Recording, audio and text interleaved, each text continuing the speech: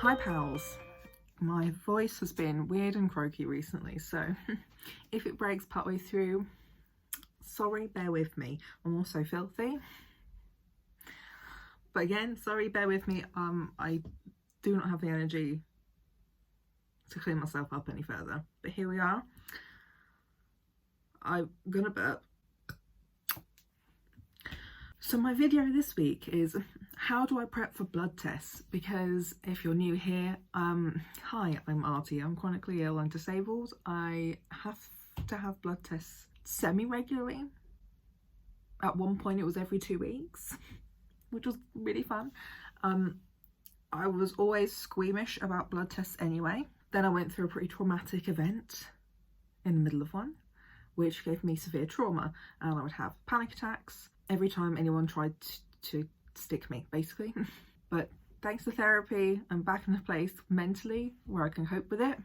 But also generally, I've always kind of had a bad time. My veins are not super easy to find, apparently.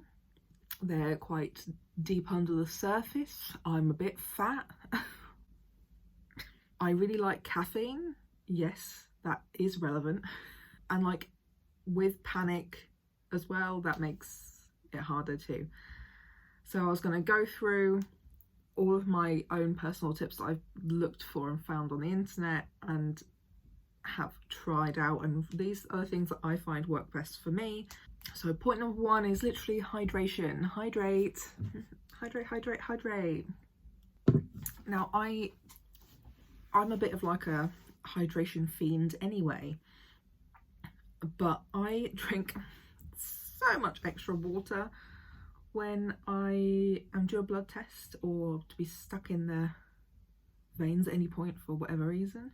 But water, because we are made up of mostly water, it helps basically plump up your veins. Sounds gross. This is all going to be really gross talk, by the way, but you know, everything's kind of disgusting when it comes to chronic illness. But yeah, the bigger your veins are, the easier they are to access.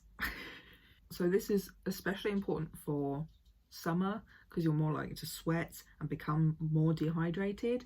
So like, drink a lot of fucking water, bitch. My second point is avoid caffeine. Caffeine is dehydrating and you want to be hydrated.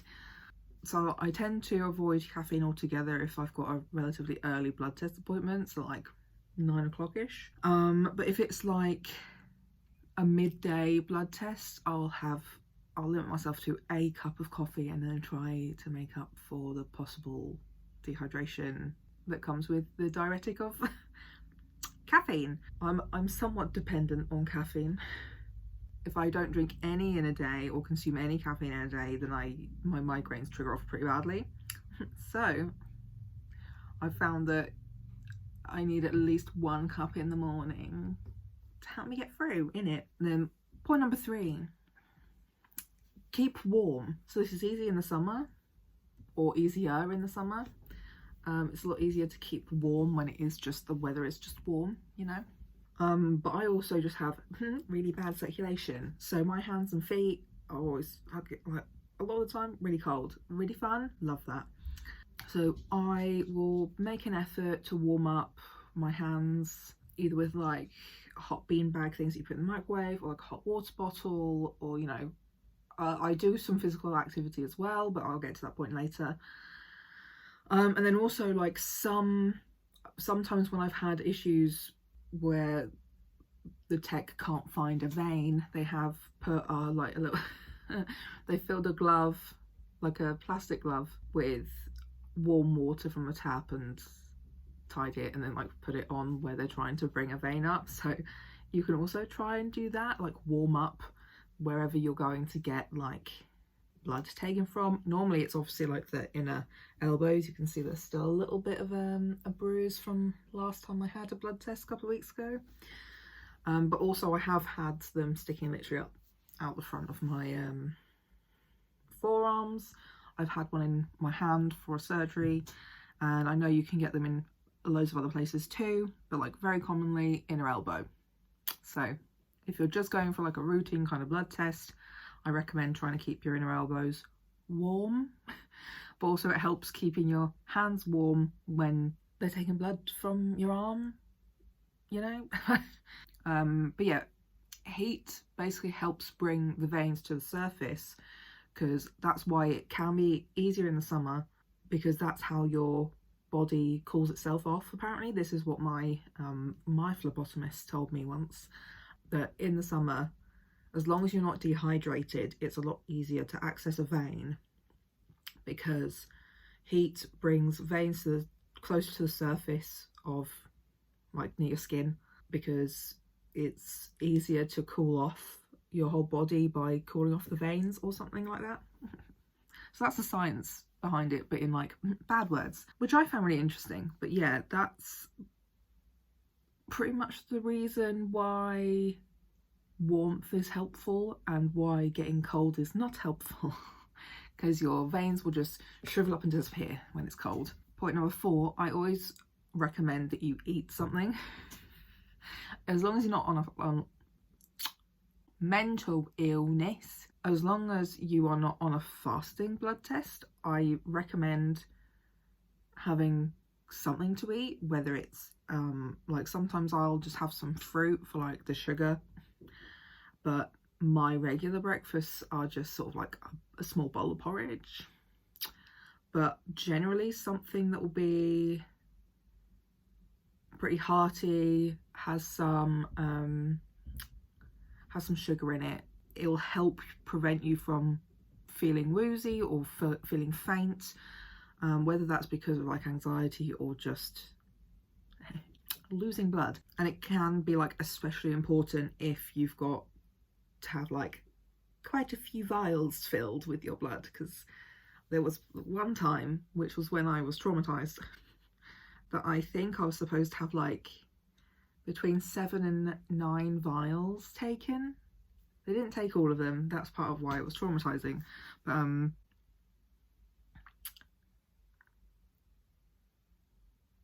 yeah, if you're not you need to eat to help prevent you from being like dizzy, feeling sick, woozy, to keep you, yeah, more stable generally. Yeah, I think toast will also be like a relatively good one, especially if you have like a pretty decent topping, or if you are like a proper full breakfast person, good on you. And then point number 5, which is basically my last point, exercise. Exercise obviously helps blood pump round, so getting blood going will make it easier to jab and get it into a vial and go. Like, it'll be quicker and easier that way, because there have been several times where for me, I've been jabbed and the blood just stopped coming out. It just stopped. Which means you have to go again another time, you know, or you have to be pricked in another vein. But also as like a long-term thing, building more muscle in your body, and particularly in your arms. Building muscle generally also just helps bring veins close to the surface. Like, if you look at bodybuilders, they have so much muscle, you can see their veins. Layla! You can see their veins a lot of the time, and like that's kind of like, I think, what they look for in like bodybuilding competitions, like how veiny they are, which is gross, but it helps apparently. So that's one of my personal long-term goals, is to have enough muscle in my arms that my veins are easily accessible. so there's that. So I do a lot of weighted arm exercises, where I'll just use like some dumbbells and just do some basic arm exercises. But I do have like a routine that I try to do daily, but what I tend to do for blood tests is literally just pretty simple bicep curls with the weights basically. But I do also use stress balls to help keep the blood pumping as I'm going, and this is also something I can just sort of take with me in my bag, and I'll sit in the waiting room doing this. Yeah, helps keep the blood pumping through, help keep, you know, my hands warm, and it's helpful for when you're stressed. But those are my basic 5 tips with the reasonings and science behind them. There are a lot of other possible tips and tricks out there, but this is kind of my routine that I've found personally works for me. So I hope that this might help you. If you have any other tips, feel free to leave them in the comments.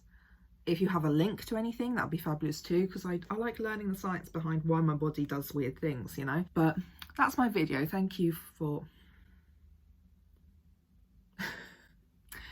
watching. Leave a like and subscribe to my channel. I make pretty regular chronic illness, disability related videos.